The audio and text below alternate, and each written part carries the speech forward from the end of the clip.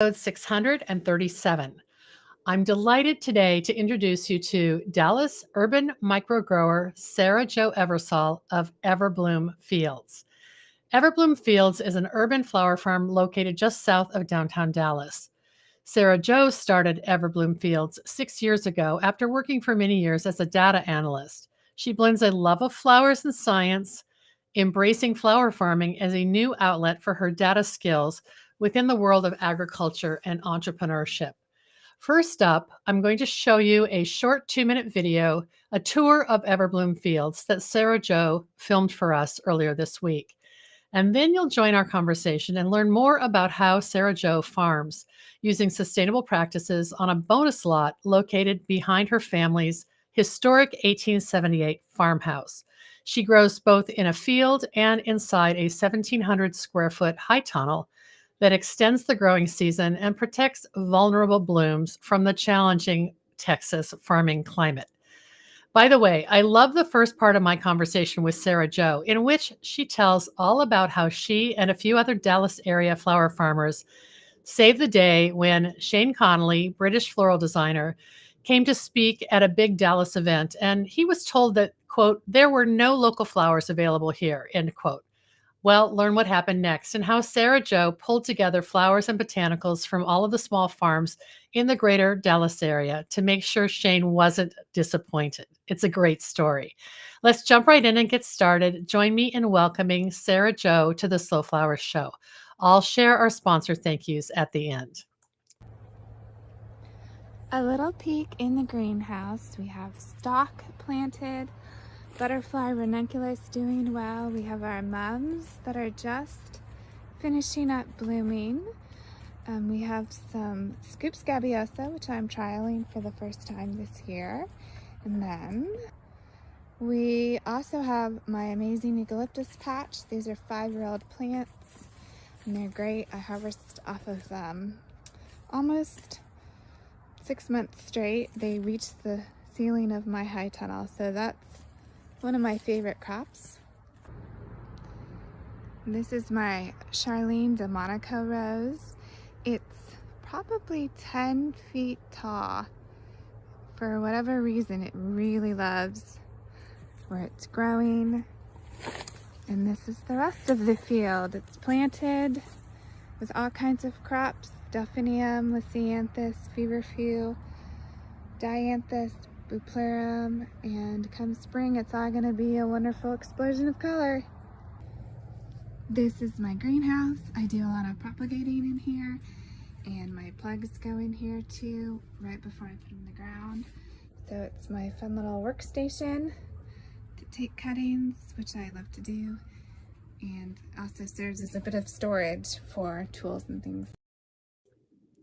Okay, let's get the full interview going next. Here we go.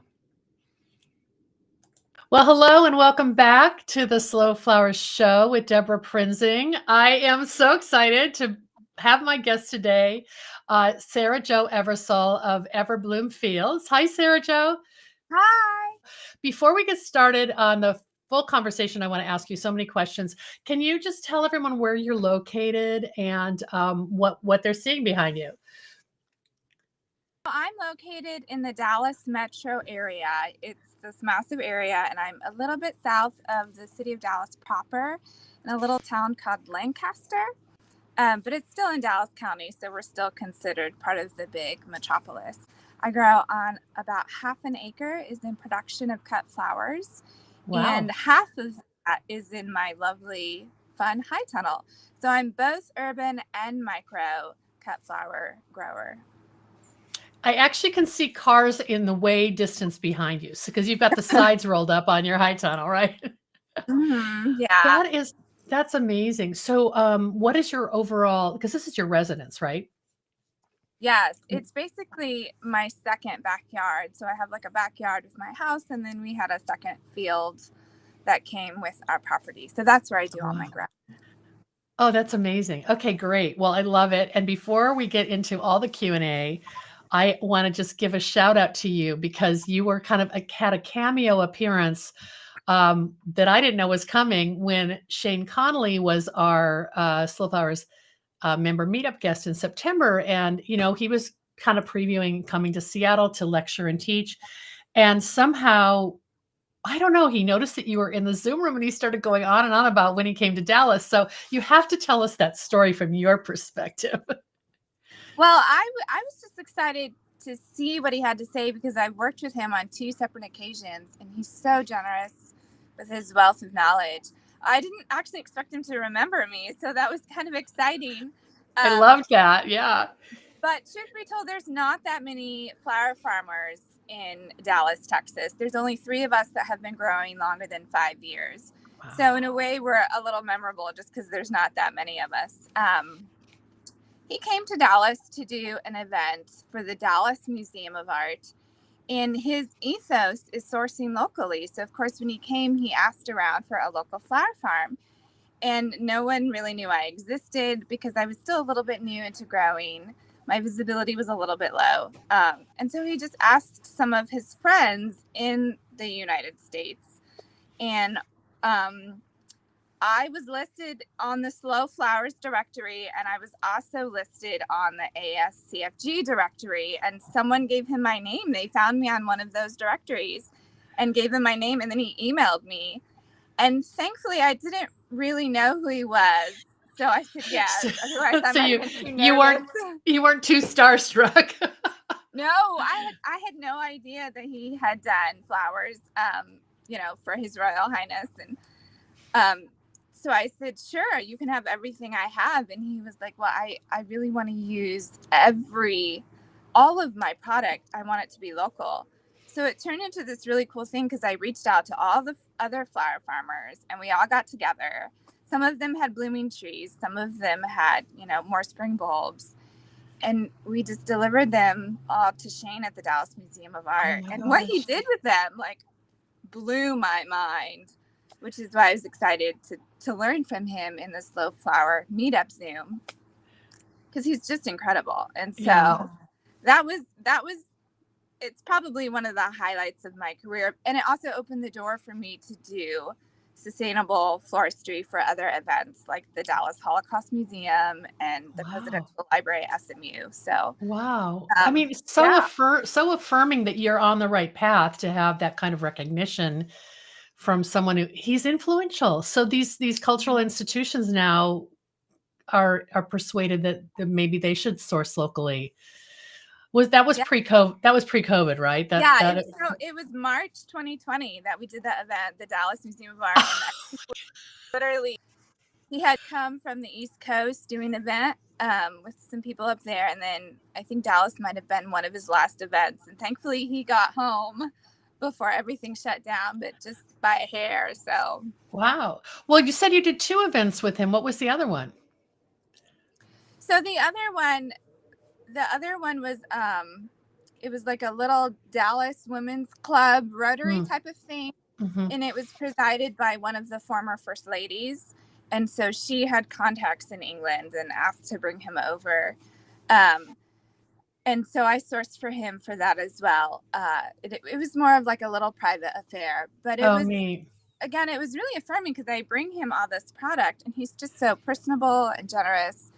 I'm like, is this okay? Is it better to bring it in a certain way? And he gave me all these little tips, and it was almost like this random free class with Shane Connolly. And I was geeking out and he was like, of course you should know this. Why shouldn't you know this? I'll tell it to you.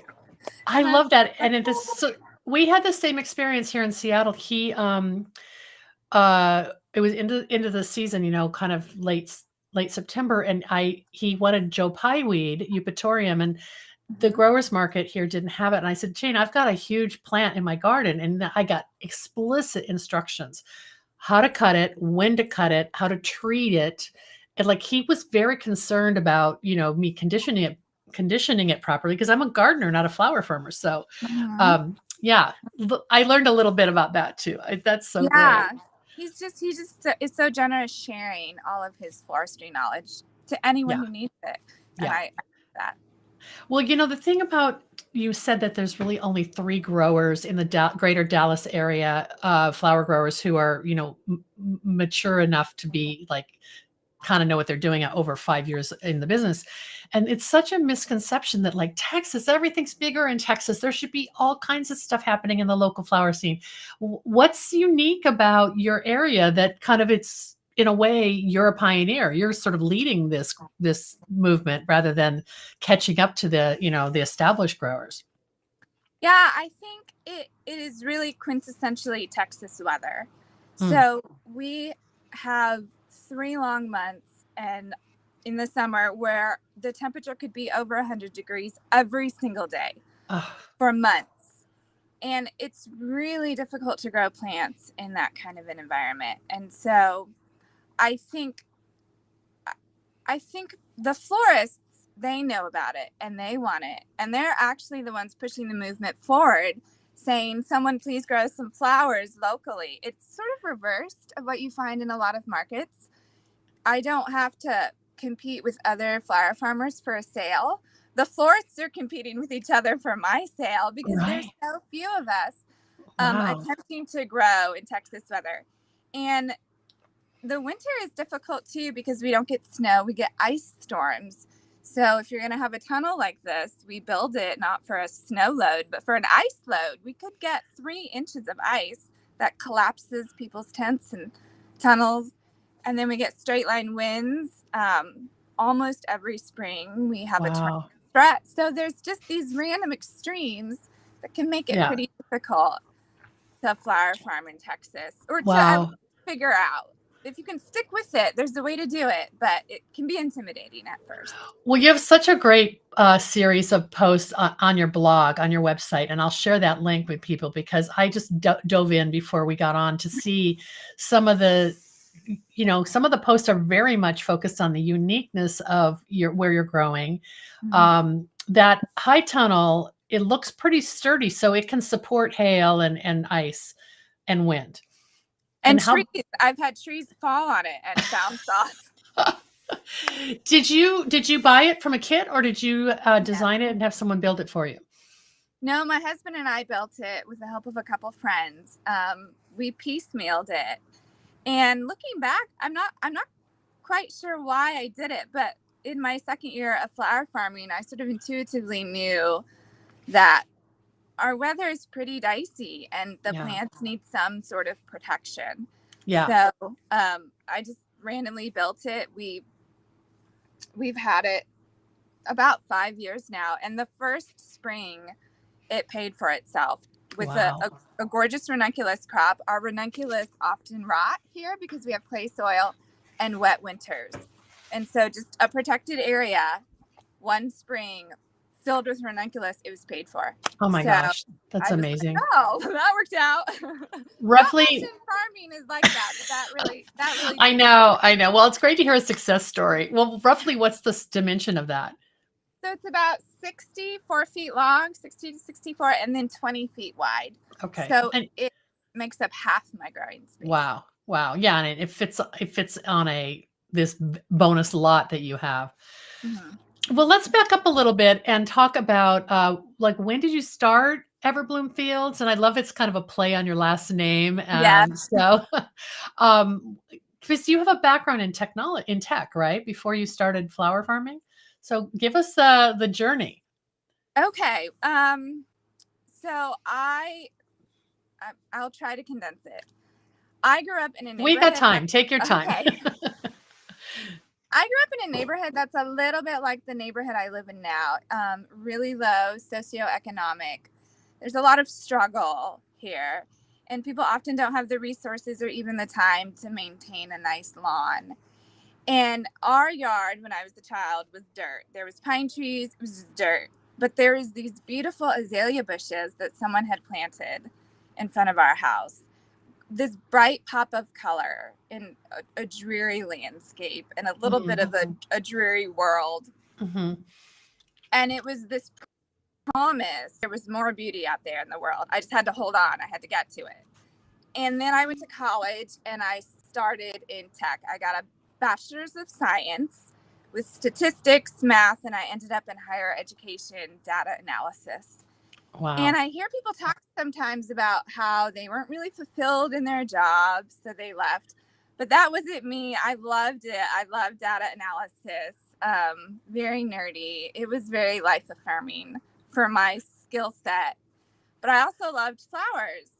Well, my daughter was born and I had to quit my job because she had some medical issues that needed full-time care 24/7.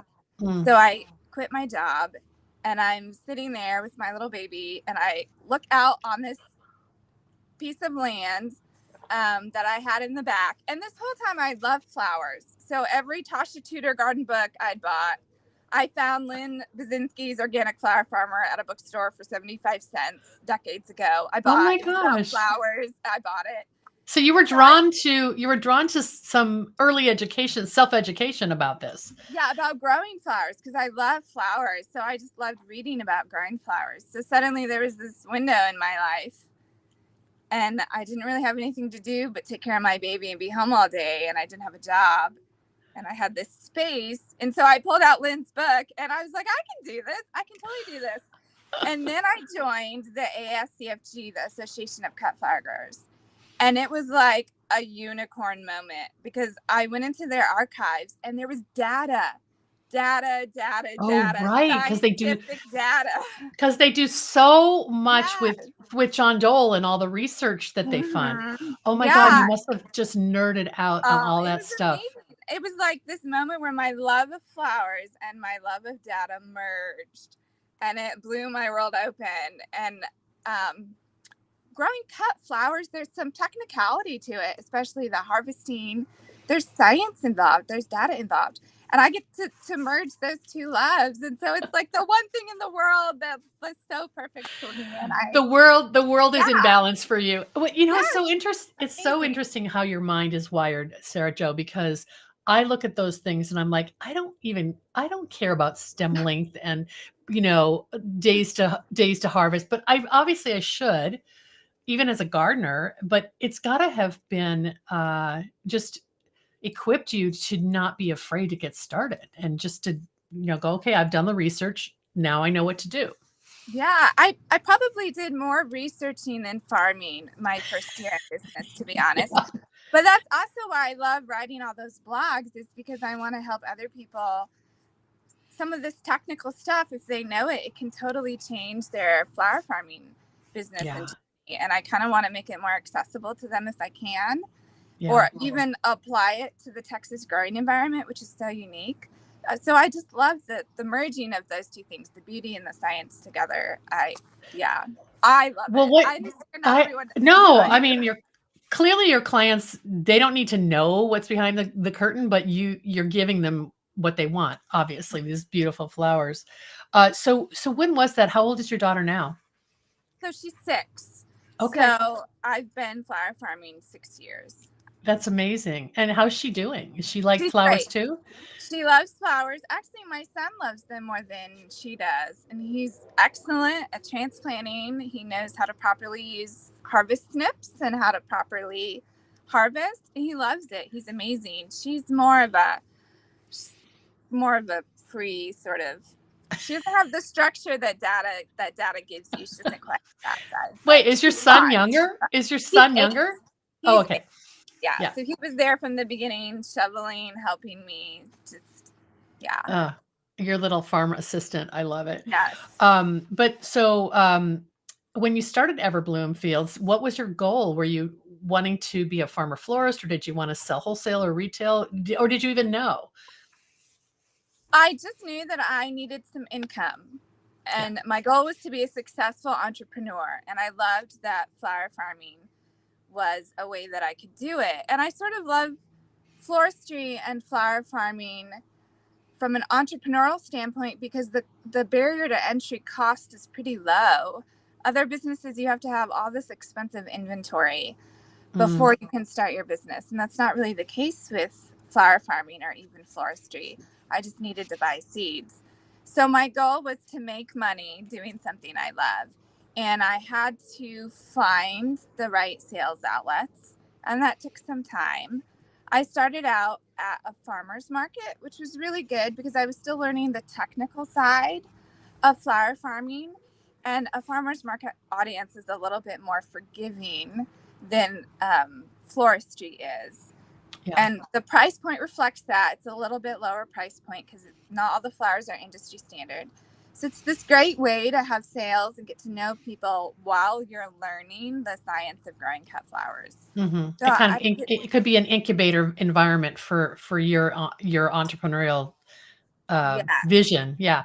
And what farmers market was it? Is it the Lancaster Farmers Market? No, so Lancaster does not have a farmers market. I went to the Dallas city. It was it's called St. Michael's, but the neighborhood it was in is one of the more well-to-do neighborhoods. So it was kind of a boutique farmers market, and I loved it. It was amazing. Everyone there knew that their lives were a little bit removed from the farmer, and so every Saturday they got to go see their farmer, and they loved supporting their farmer. And it remains one of my favorite memories from my early days. And those people are still so supportive of me. So it was an excellent farmer's market. Every single time I went, they would try to buy me out because they knew I was a farmer trying to make my living off the land, and they wanted to support it. And I wish every farmer's market was like that, but I kind of lucked out, I think. Well, someone said to me recently that, you used to go to farmers markets and there was just like 40 vegetable vendors and one flower vendor, but that it's in their community, they're seeing it change because some farmers markets had weird rules. Like we could only have one flower grower. And I think that's changed too. I mean, I don't know if you're even selling at farmers markets anymore, but were you always the only one, or were there, other people also bringing flowers? Yeah, so I was the only flower farmer for many years, just because there were no other flower farmers in existence. We've established that. Yeah. So towards last year, there was another flower farmer that they let come in, which I was totally fine with. I knew her. There's so few of us trying to do this that we sort of all know each other. Right. And I never want to deny another farmer the chance to make their living and support their family. But I left the farmer's market because the timing of it was off. So it started late April and ran mostly through the summer, which is the hardest time to grow crops. Oh my gosh. A lot of the market people left on vacation, so the sales dropped. So I think for us in Texas, our spring flowers are in bloom March through May. And those were my high dollar blooms with a little bit higher profit margin, but there was no sales outlet. The market wasn't there yet. It didn't start yet. So I ended up leaving more for the timing aspect of it. And then it's just so costly to grow in the summer. The price of electricity for your floral cooler, the price of water to keep everything watered when you're dealing with 130 heat index. Wow. It's really hard to make money. I saw on your website, you basically state that you specialize in spring blooming crops. Yes. So it's for many reasons that makes a lot of sense. I'm imagining that now you're mainly selling wholesale now to florists. Is that right? Yes. So I shifted my main crop and my main sales outlet. It doesn't really do any good to grow a beautiful product if no one needs it at the time that it's blooming. So those two things sort of have to be in concert together. So now I sell to florists, and the florists were always there wanting it. The florists really want local flowers where I am. And sometimes I want more flower farmers to come because I'm like, if we don't meet this demand, soon they're going to stop asking. They're going to just stop asking if we can't give them what they so desperately need. And I wish I had 10 acres so I could grow. I'm always saying no to florists. Oh my gosh. It's so hard. I'm like, I'm so sorry. So you're literally selling every stem you grow just to your florist customers. In the summer. Yeah. Because the florists go on vacation too. Everyone just leaves Texas. So I even found a way to leave. So so the wedding industry is mainly happening in spring too then, right? Yes, March through May is prime wedding, and then we start again in autumn. So we have a robust autumn wedding season. We have almost a non-existent summer wedding season because it's just so hard to be outside.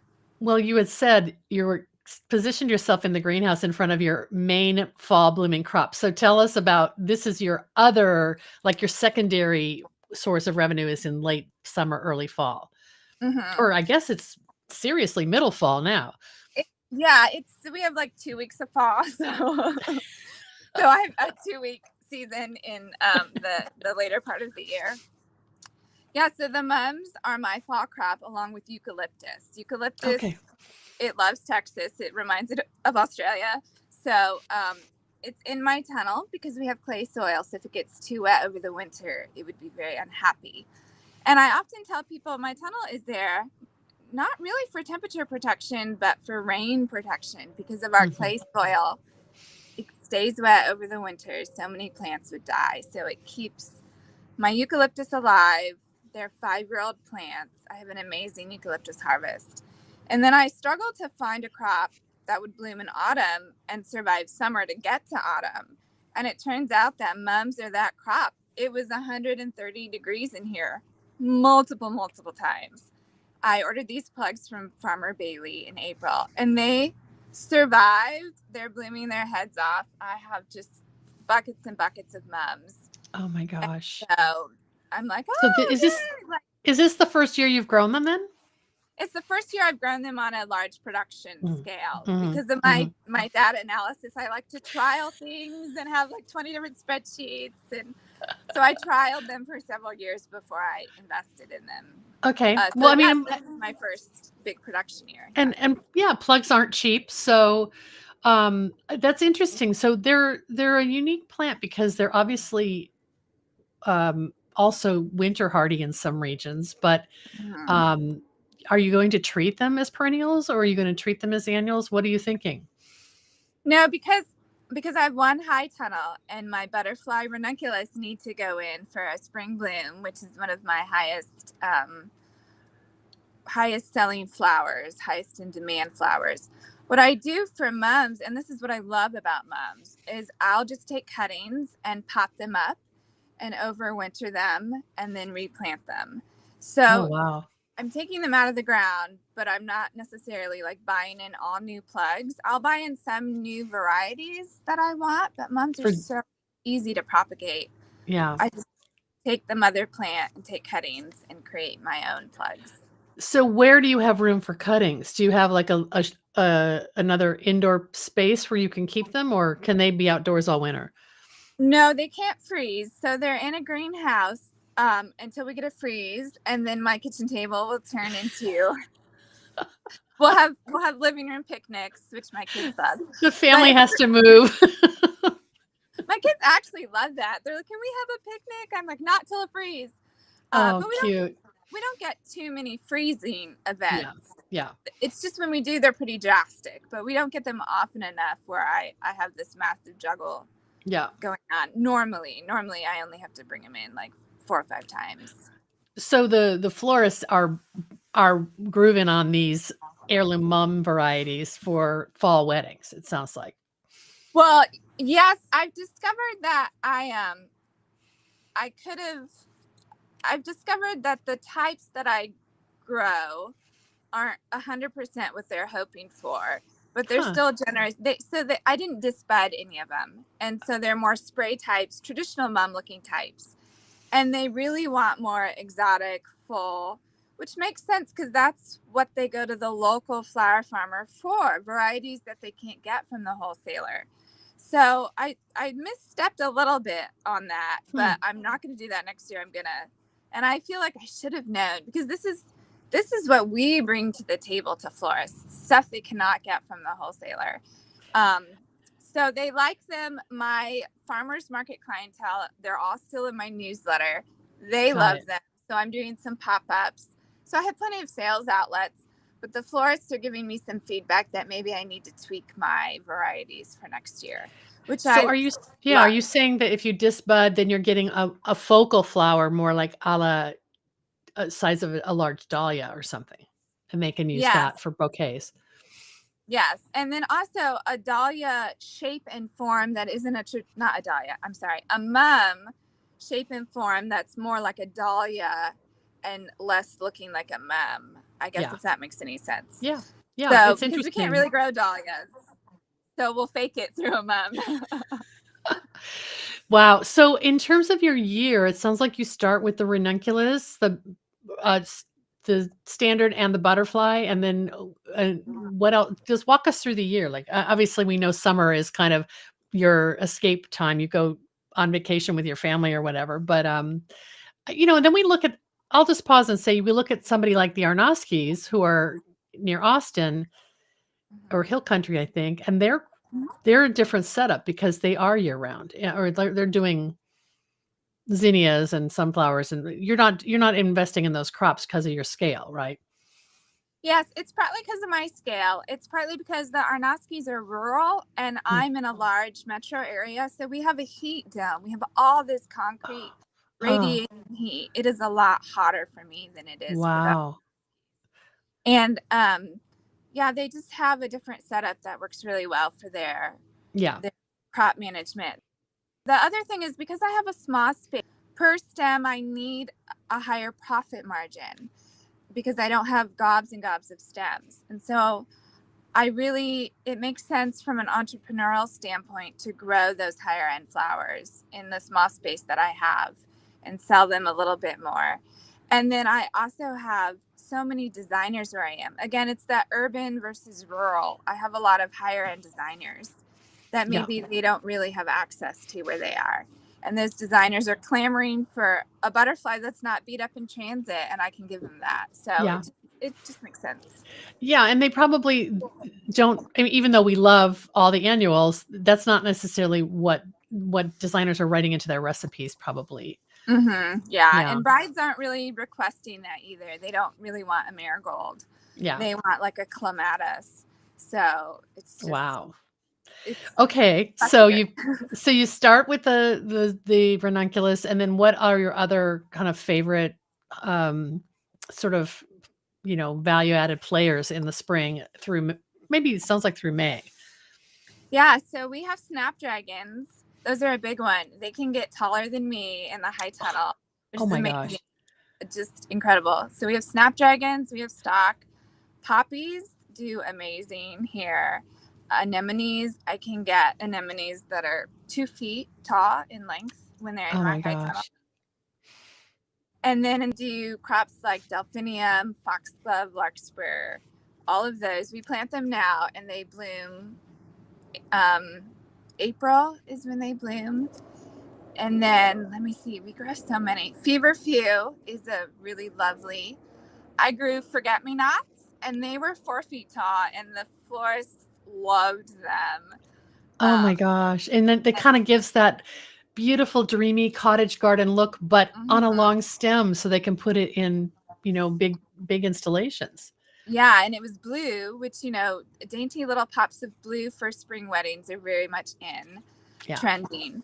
I also plant Lysianthus. It's native to Texas and I don't do anything to it. And it's incredible every single time. So I feel like I sort of owe it to the world and myself to just plant Lysianthus because it's so easy for me to grow. It's so true. It's so true when you hear about, the challenges that growers have in other regions. And are you growing from seed or from plugs? No, I grow from plugs. Yeah. My setup for seed starting is very small and they're a little trickier. So I grow from plugs and I just put them in the field in autumn. And I don't even do anything to that. Oh my gosh, Sarah Jo. Ridiculous. I feel like it makes up for, all the struggles I have with dahlias and tulips and peonies. At least I get the Lysianthus. So right. Oh my God. And the designers know that you probably have their colors that they want too. I mean, there's no bad color in a Lysianthus palette. Yeah, and it's just fresher. It's not mushed from transit. It's not, heads aren't snapped off from transit. So yeah, it's really great. So just to finish the kind of what I'm hearing you say, which I think is really important, it helps me think about how you operate is real estate is very rare. So you have to be able to, as soon as you pull a crop out, you have to have the next thing to go in. You can't just afford to have something growing, starting it from seed and waiting 9 months for it to, not 9, but whatever, 5 or whatever Lysianthus take from seed. You don't have the real estate for that. Yeah, unless it's a flower that is in high demand and I can charge a pretty good price per stem. So like Gumfrina, no one's going to give me $1 a stem for Gumfrina. So I'm just going to do it. Yeah. So. And so how are the florists getting, are they on your on your weekly availability list, or and how does that all work? So they used to be on a weekly availability list, but now I've partnered with another flower farmer who's been growing as long as I have. And she has a delivery system already worked out. And so Wow. we're partners. So I'm her partner farm and I deliver all my flowers to her. She puts it on her availability list and then she does all the deliveries and I give her a percentage off the top. So I can really focus on farming super quality, and she has more of the logistics already built into her business model, but now she has all this extra volume, which again, we're trying to meet this demand. So it helps her, it helps me. It's this wonderful partnership. Oh my Play goodness. together. So it works out really, really well. That is amazing. That talk about the creative sisterhood. I mean, she could be perceived as a competitor and yet you're finding what you each bring to the table. Oh, I think honestly, I mean, I don't mean to keep harping on this, but Dallas is like, I don't know, 2.5 million people with like 4 or 5 flower farmers. I don't have competition. I don't see anybody as a competitor. Not even the florists are competitors. There's just so much market here. Yeah. That's crazy. And there's so much, there's a massive wedding market here. So many of like the contestants on The Bachelorette come from Dallas. So there's like and wedding flower market that I don't think even the florist could tap fully into. So yeah, I think all the flower farmers here, we work together. We have a monthly Zoom. I just hosted like 22 flower farmer people on my farm. Either they want to get started into flower farming or they're established flower farmers. So we work together to try and help each other grow. Because like I said, if we don't meet this need, the florists are going to stop asking. So it's in all of our benefits to really help each other grow more. Oh my gosh, Sarah Jo, please keep me posted on that because we'd love to support that. Kind of like this hyper regional groundswell of interest.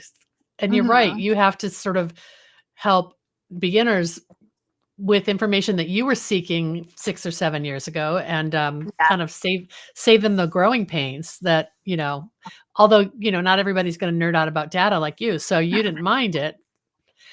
That's amazing. And how nice though that you can keep growing and you've got this partner who's going to handle the distribution and sales. Because that's a huge distraction for anybody. Yes, and she's so good at it. She used to work in the floristry world before she became a flower farmer. So she has this knowledge base more than I have, and she can teach me things as well. And so it's just, yeah, I love it. I love it. So do you have a specific name for your partnership or is it all under her farm name? It's all under her farm name, but when she sends out availability lists, she says partner farm and she lists my farm. And so the florists know it's coming from you. Yeah, the florists know. And a lot of times, and we have a sticker that lists both our farm names. And sometimes we source from a third farmer and her farm name is on it. And then on Instagram, the florist will tag my farm, her farm, the other farm. So I think even with the floristry world, there's a sense of collaboration because they really want what we have and we want to try and give it to them. Florists know about slow flowers. Yeah. I mean, the general public maybe they're not as concerned to take time to know quite where all their flowers come from. But the florists know that where the flower comes from impacts its vase life, its freshness, the uniqueness that they can offer their client. So I feel like there's a collaborative air here with florists as well. And so we're all just trying to help each other out. So I have to ask you, do you do any design work yourself? Because you obviously have a keen understanding of the design side of things because you're choosing what to grow for those designers. Yeah, I do a little bit of design, not a ton, but I do a little bit of design. I love designing for organizations more than weddings. So like this past year, I designed some centerpieces for the Dallas Holocaust Museum. Things like that are really meaningful to me to support those organizations. And they value sustainability and locally grown flowers. So I just really want to help them keep that value and encourage them in that value. So that's the sort of design that I really like to do, a bit more than weddings. Yeah, it's a little bit more. I would imagine more enjoyable and less stressful, because whatever you bring, they're going to love, and you're not trying to keep these expectations of emotion that get wrapped up in weddings. Bit wider than a bridal vision is a little bit more narrower. So yeah, we're not going to bash weddings though, because that pays the bills. Yeah, and I think part of why I tend to say no to weddings is because it's just so important, and I don't feel I'm quite equipped to give them what they deserve. So I'm going to send them to someone that I know can give them what they deserve, whereas I can do a fundraising dinner and knock it out of the park. So I love it. Yeah. I wanted to go back to for a second to the crops that you mentioned. Would you put those into, especially those field crops that you're planting in the fall and harvesting in like March or April? Would those go into the cool flower category? Yeah. Okay. So many of them you are planting and then just letting get established at the end of into fall, right? Yeah. So 99% of everything I grow is planted in autumn, and maybe like 1%, maybe not even 1% is planted early spring, because you read those seed packets and they say like 4 to 6 weeks before your last frost. That's ice season. If you put something in the ground, it will get covered with ice 4 to 6 weeks before our last frost. So I'm like, nobody should be doing that here. Maybe in the rest of the world, but So you're like cheating the season by starting even earlier then. And are you done? Are you done, or did I catch you at the busiest time of your life? I'm not done, only because I have all these mums. So then I need to harvest them all and plant that row. So juggling that timing, the timing of a fall crop in bloom when you need to be fall planting is a little tricky. So I'm not quite done. Almost. So back where we're seeing those mums, that's where your butterfly ranunculus will go. That's where my snapdragons will go. Snaps. My butterflies are in the ground, but I'll put all my snapdragons there, and they're anxious to get in the ground. And then you'll pull the sides down. Do you have doors on the ends to keep that completely? Okay. Wow. Yeah, but beautiful. Again, I only do that when it's a pretty deep freeze, and it doesn't happen that often. So I only have to close the sides 3 or 4 times. Actually, sometimes I close it more in the spring if we have a tornado threat or a hail threat or a wind event. God. Sometimes I close it more in the spring than I do in the actual winter. You're like constantly watching the weather. I'm sure that's just like the first thing you check when you wake up in the morning. It's crazy. Yeah. So another random fun fact is that I've always been a weather nerd, and many, many eons ago, I lived in Mississippi, and I was trained by the National Weather Service to be a tornado spotter. And so this also, I know, combines my super nerdy love of weather. And I have weather data for the state of Texas going back 60 years. So it's so useful, because then the third week of March, this is the activity that I can expect. Maybe it doesn't happen every year, but you can have the historical reference. That's great. I would love to hear that story sometime. Maybe that's going to be in your life movie. Sometimes I have a lot of friends that will text me like, what's the forecast? Because they want to know my forecast as opposed to the weatherman's forecast. So it's kind of funny. That's great. Wow, that is wonderful. Well, before we wrap up, what do you have cooking for? I know you're trialing new flowers for next year and maybe changing your mum program. Is there anything else that you're going to be able to introduce for 2024? I think as far as crops grow, there's a couple new crops I'm trialing. I have this weird sort of personality streak. If someone says it can't be grown here, I want to try and prove it scientifically. So I'm trying to get peony crops to do really well here. So I have this whole experiment set up with peony crops, because if I can get our local florists fresh peonies in March, oh my gosh, they would love that. So it might happen because you'd be harvesting before that blast of unbearable heat, right? Okay. Yes, and actually what happens is they bud up in like January because we get this random warmth, and then I have to protect them from the bud from the ice. So if I can successfully do that, then they can bloom before the heat comes. So Wow. that's what I'm working on. I'm just trying to meet the florist's heart's desire. So that's what's on tap. Hopefully more flowers to more florists that are just going to blow their minds. Thank you so much, Sarah Jo. This has been so amazing. And I hope you share some photos so we can put them in the show notes Yes. at slowflowerspodcast.com, because it's fun seeing this, but I know there's more. Definitely. Okay. Thanks so much. Yay. Thanks for having me. This is so fun. Thanks so much for joining us today. You can visit slowflowerspodcast.com for episode 637 to find our show notes and watch the replay video of Sarah Jo's interview.